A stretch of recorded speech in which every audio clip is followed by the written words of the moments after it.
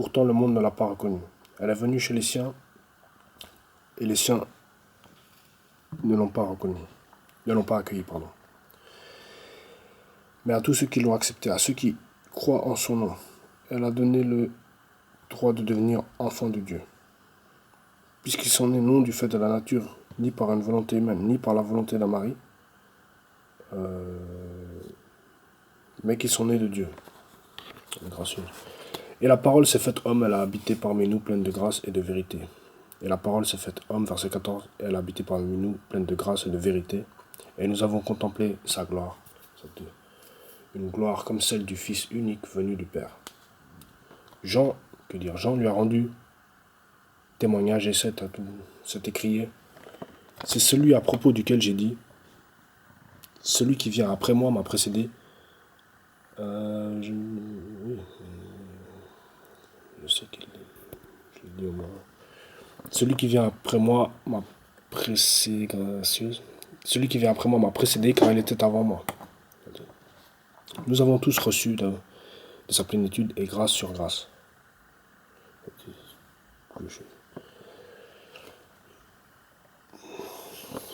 En effet, la loi a été donnée à travers Moïse, mais la grâce et la vérité sont venues à travers Jésus-Christ. Personne n'a jamais vu Dieu. Dieu le Fils unique qui est dans l'intimité. Personne n'a jamais vu Dieu, Dieu le Fils unique qui est dans l'intimité. Personne n'a jamais vu Dieu, Dieu le Fils unique qui est dans l'intimité du Père est celui qui l'a fait connaître. Témoignage de Jean-Baptiste, témoignage de Jean-Baptiste sur Jésus. Voici le témoignage de Jean lorsque les Juifs envoyèrent de Jérusalem des prêtres et des Lévites pour lui demander « Toi, qui es-tu » Il déclara et sans restriction affirma « Moi, je ne suis pas le Messie. » Jean. Ils lui demandèrent « Qui es-tu donc? Es-tu Élie » Et il dit « Je ne le suis pas. » « Es-tu le prophète » Et il répondit « Non. » Ils lui dirent alors « Qui es-tu » Nous devons donner une réponse à ceux qui nous ont envoyés. Que dis-tu de toi-même? Moi, dit-il, je suis la voix de celui qui crie dans le désert. Rendez le chemin du Seigneur droit. Comme l'a dit le prophète Ésaïe. Ceux qui avaient été envoyés étaient des pharisiens. Ils lui posèrent encore cette question. Pourquoi donc baptises-tu si tu n'es ni le Messie, ni Élie, ni le prophète? Jean leur répondit. Moi je baptise d'eau, mais au milieu de vous se trouve quelqu'un que vous ne connaissez pas. Il vient après moi, mais il m'a précédé, et je ne suis pas digne de détacher la courroie de ses sandales. Cela se passait à Béthanie, de l'autre côté du Jourdain où Jean baptisait. Le lendemain, il vit Jésus s'approcher et dit. De lui et dit. Voici l'agneau de Dieu qui enlève le péché du monde. C'est celui à propos duquel j'ai dit après moi vient un homme qui m'a précédé car il existait avant moi. Pour ma part, je ne le connaissais pas, mais c'est afin de le faire connaître à Israël que je suis venu baptiser d'eau. Jean rendit aussi ce témoignage, j'ai vu l'Esprit descendre sur lui. J'ai vu l'Esprit descendre du ciel comme une colombe et s'arrêter sur lui. Je ne le connaissais pas, mais celui qui m'a envoyé baptiser d'eau m'a dit, celui sur qui tu verras l'Esprit descendre et s'arrêter, c'est lui qui baptise du Saint-Esprit. Et moi j'ai vu et j'atteste qu'il est le Fils de Dieu.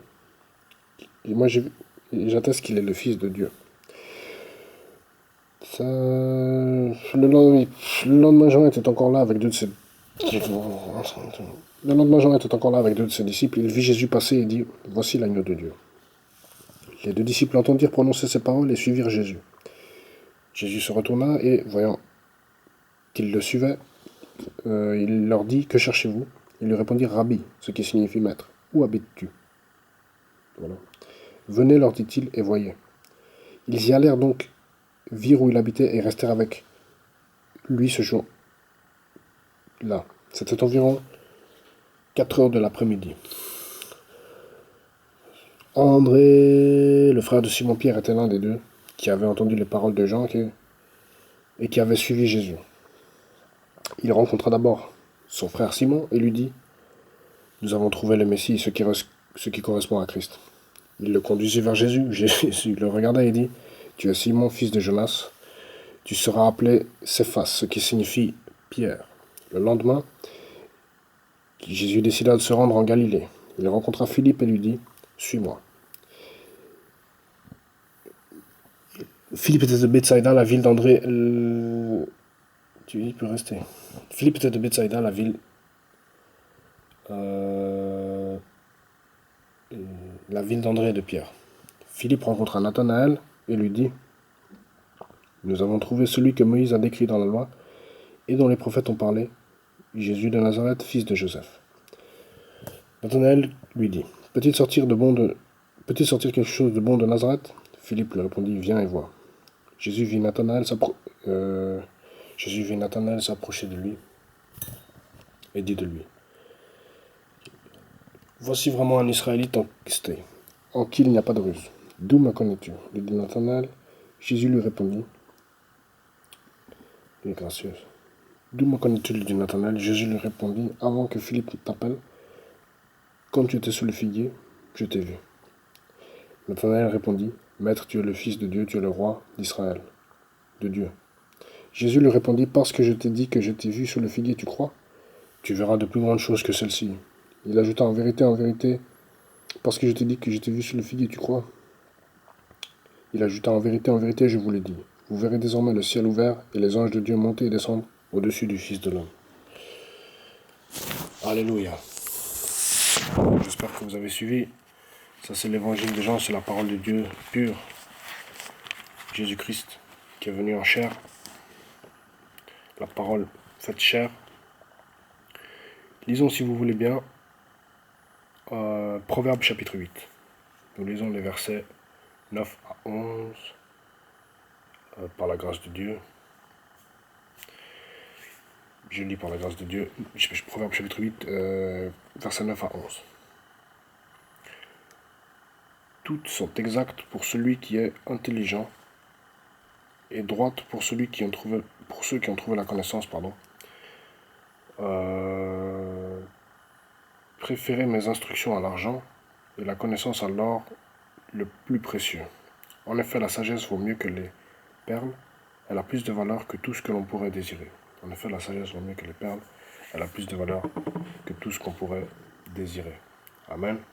Ça, c'est Proverbe chapitre 8 que j'ai lu par la grâce de Dieu. Donc je relis le verset 11. En effet, la sagesse vaut mieux que les perles, elle a plus de valeur que tout ce qu'on pourrait désirer. Donc, il faut vraiment que Dieu nous aide à pratiquer la parole juste, la parole pure, la parole sage, la parole gracieuse, pour pouvoir arroser, assaisonner ce que l'on dit, pour la gloire de Dieu, mais aussi pour ceux qui nous entourent.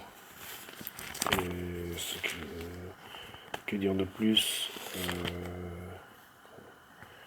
Il faut la parole juste, la parole gracieuse, pour pouvoir assaisonner notre bouche, nos paroles, nos pensées, et demeurer dans le sentier de la sanctification, de l'humilité. En parole, en pensée et en acte.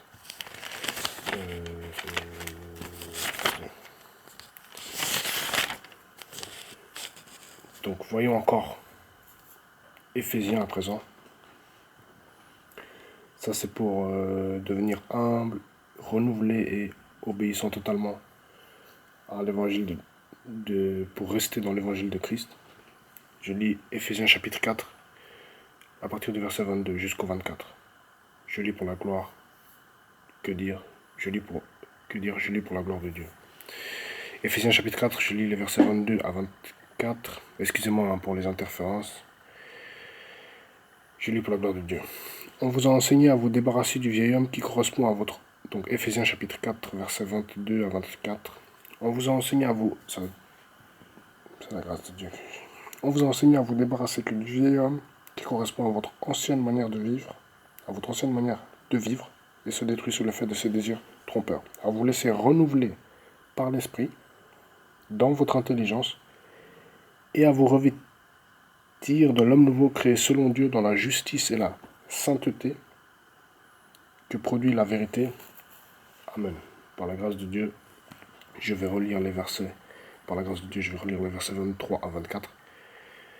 à vous laisser renouveler par l'esprit dans votre intelligence, et à vous revêtir de l'homme nouveau, donc Éphésiens chapitre 4, et à vous revêtir de l'homme nouveau, créé selon Dieu dans la justice et la sainteté que produit la vérité.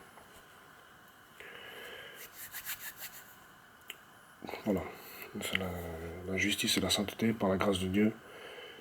Il faut nous revêtir de ces choses, parce que c'est ça qui va nous permettre de marcher dans la voie de la justice, dans la pureté que Dieu nous demande de revêtir. Amen. Donc voilà. Et je finirai avec le psaume 23. Nous allons lire uniquement les versets 1 à 4 pour la gloire de Dieu. Quoique nous allons lire tout le psaume pour bien finir. Le divin berger. Donc je lis par la grâce de Dieu. L'Éternel est mon berger, je ne manquerai de rien. Il me fait prendre du repos dans des pâturages bien verts. Il me dirige près d'une eau paisible. Il me redonne des forces. Il me conduit dans les sentiers de la justice. Fais-moi terminer. À cause de son nom. S'il te plaît. Même quand je marche dans la sombre vallée de la mort, je ne redoute aucun mal, car tu es avec moi. Car tu restes avec moi. Ta conduite et ton appui, voilà ce qui me réconforte.